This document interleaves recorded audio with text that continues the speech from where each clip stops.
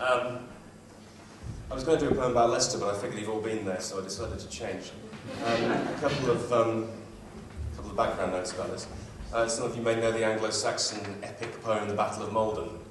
And those of you who don't should race to libraries tomorrow and go get it out. Basically, it's the story of some Vikings arriving in England and kicking English arse and engaging in sort of man-on-man drunken fights across the county of Essex, a tradition which is still alive today. And this poem is about a couple of gay friends of mine who decided that they would go to the site of the battle and recite to each other the poem. And this is called Jonathan and Carl at the Battle of Maldon. Silently on the black water came 2,000 or 3,000 to the Northey Island causeway, and the Essex men went out to fight them, where the maps show mean high water. Then one March morning, a millennium later, Jonathan and Carl went out to read the Battle of Maldon in that place. They looked out over the Shire and studied the ways, for the number 75 via Colchester Zoo does not run on Sundays.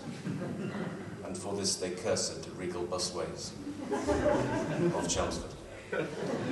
Only God knows what the militia saw as they allowed the enemy to crowd closer. Their leader, so sure of his manhood that he gave them a foothold on the narrow beach, he showed them how to hold a weapon, weight a spear, so they fought. Thought the harder, heart the keener, courage the greater as our strength faileth. But the chief was already dead, and the poet says, only God knows who at the end shall possess this fight's field.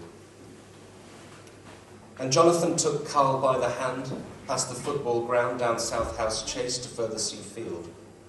And Jonathan began to read as they looked over the causeway to Long Marsh. But Carl proved soft for the coming battle, and at line 98, in which the Northmen crossed the shining water shore, said firmly, I need to pee. And Jonathan kept on, thought the harder, heart the keener, but Carl, like Ethelred, was unready, and would have paid Dame Geld for the onslaught to stop, and he said, I'm busting. And Jonathan closed the book with a slap and said, Christ, Carl, it's not always about your cock.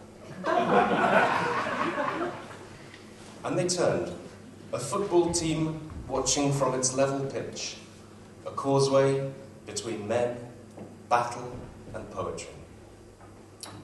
Who at the end can possess the fight's field?